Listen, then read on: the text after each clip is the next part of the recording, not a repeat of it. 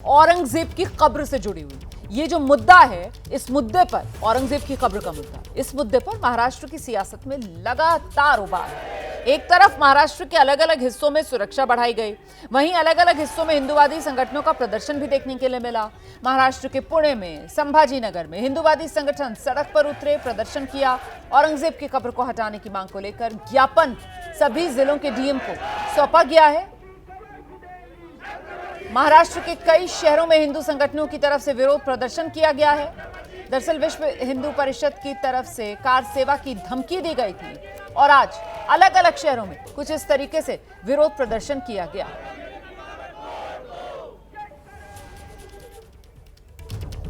तो एक तरफ औरंगजेब की कब्र को लेकर सियासत जारी और वहीं महाराष्ट्र के सीएम देवेंद्र फडणवीस इस मुद्दे पर अपना स्टैंड साफ कर रहे हैं। एक कार्यक्रम था और इस कार्यक्रम में देवेंद्र फडणवीस ने मंच से कहा, कब्र का महिमा मंडन नहीं होने देंगे। 50 साल पहले कब्र को सुरक्षित स्थल घोषित किया गया। औरंगजेब की कब्र को एएसआई ने सुरक्षित स्थल घोषित किया। कब्र का संरक्षण करना सरकार की जिम्मेदारी है, लेकिन कब्र का महिमा मंडन नहीं होने देंगे। सुनिए। या देशामध्ये महिमा मंडन होईल तर ते छत्रपती शिवरायांच्या मंदिराचं होईल, औरंगजेबाच्या कबरीचं होणार नाही। हे देखील या निमित्ताने लक्षात घेतलं पाहिजे। आपल्याला देखील कल्पना आहे की एएसआयने त्याला 50 वर्षापूर्वी संरक्षित म्हणून अशा प्रकारचं त्या ठिकाणी स्थळ म्हणून घोषित केलेलं आहे आणि म्हणून त्याचं संरक्षण देखील करायची जबाबदारी ही राज्य सरकारवर आणि केंद्र सरकारवर येऊन पडलेली आहे। काय दुर्दैव आहे, ज्या औरंग्याने आमच्या हजारो लोकांना मारलं त्याच्याच कबरीचं संरक्षण आम्हाला करावं लागतं। पण एक वचन तुम्हाला निश्चितपणे देतो, काहीही झालं तरी या महाराष्ट्रामध्ये औरंगजेबाच्या कबरीचं महिमा मंडन होऊ देणार नाही। सीधे आपको लेकर चलते हैं। हमारे साथ हमारे सहयोगी सूरज ओझा इस वक्त मौजूद है और जरा सूरज से ही समझते हैं। सूरज जी, क्या कहने की कोशिश देवेंद्र फडणवीस कर रहे हैं? महिमा मंडन नहीं होने देंगे, लेकिन जिम्मेदारी इस कब्र की सुरक्षा की वो सरकार की है। क्या ये सीधा सीधा संदेश हिंदूवादी संगठनों को है जो कार सेवा को लेकर हुंकार भर रहे हैं? जी बिल्कुल, आप यही मान सकते हैं, क्योंकि जिस तरह का देवेंद्र फडणवीस जी ने कहा, उसके बाद आप देखिए सुरक्षा भी उस तरह से दी गई है। ये छत्रपति शिवाजी महाराज पुलिस का सुरक्षा बल है जो यहाँ पर तैनात है।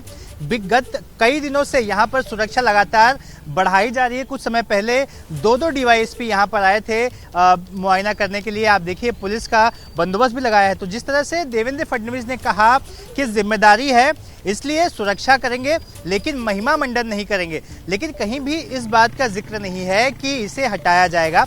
हालांकि जो कार सेवा की बात कर रहे हैं या फिर इसे तोड़ने की बात कर रहे हैं, इस पर वो दूर दूर तक उन्होंने कुछ बोला नहीं, लेकिन जो हिंदू संगठन है वो लगातार आक्रामक होता नजर आ रहा है। उनका लगातार यही कहना है कि ये औरंगजेब की कब्र जो आप यहाँ पर देख रहे हैं विजुअल्स में, ये यहाँ से हटा दी जाए, तोड़ दी जाए। साथ ही जो महाविकास जो महायुति सरकार में मंत्री हैं संजय सिरसाट, वो भी लगातार यही बात कर रहे हैं कि इस कब्र को देखने के बाद एक काला इतिहास, एक बुरा इतिहास नज़रों के सामने आता है और इसीलिए इस कब्र को हटा देना चाहिए, जिसके चलते वो मुख्यमंत्री से खुद इस विषय पर चर्चा करेंगे। आपको बता दें कि संजय सिरसाट इसी छत्रपति संभाजीनगर जिले के एक विधानसभा क्षेत्र से विधायक हैं, फिलहाल मंत्री हैं। तो कई जो हिंदू बड़े नेता हैं वो लगातार इस कब्र के खिलाफ हैं, हटाने की बात कर रहे हैं। तो वहीं जो स्थानीय लोग हैं उनका कहना है कि जो इतिहास है, अगर क्या कब्र हटाने से इतिहास मिट जाएगा, और इतने सालों तक अगर कब्र नहीं हटाई गई तो अब हटाकर क्या होगा। साथ ही लोगों का यह भी कहना है कि छत्रपति शिवाजी महाराज की कई पीढ़ियां गई, लेकिन इस कब्र के बारे में किसी ने कुछ नहीं कहा। यहाँ पर कई लोग आते हैं इस कब्र को देखने के लिए, इतिहास समझने के लिए। ऐसे में जो चीज़ इतिहास है उससे छेड़छाड़ नहीं होनी चाहिए। तो तमाम तरह की बातें दोनों ही जो बात आप कह रहे हैं, देखिए वो तर्क दिया जा रहा है कि साहब औरंगजेब की ये कब्र और इस दौरान छत्रपति शिवाजी महाराज की कई पीढ़ियां जिन्होंने यहाँ राज किया, लेकिन तब इस कब्र को उन्होंने नहीं उखाड़ फेंका क्योंकि कहीं कहीं ना कहीं वो शिवाजी महाराज और छत्रपति संभाजी महाराज की शौर्य के इतिहास के रूप में ये कब्र यहां पर एक निशान के तौर पर मौजूद है कि जो भी यहां मराठा अस्मिता को चुनौती देगा इसी तरीके से वो जमीन में गाड़ दिया जाएगा। और इसीलिए अब ये सवाल बड़ा होता हुआ कि आखिरकार अब इस कब्र को उखाड़ फेंकने के पीछे आखिरकार राजनीति है या फिर मकसद कुछ और।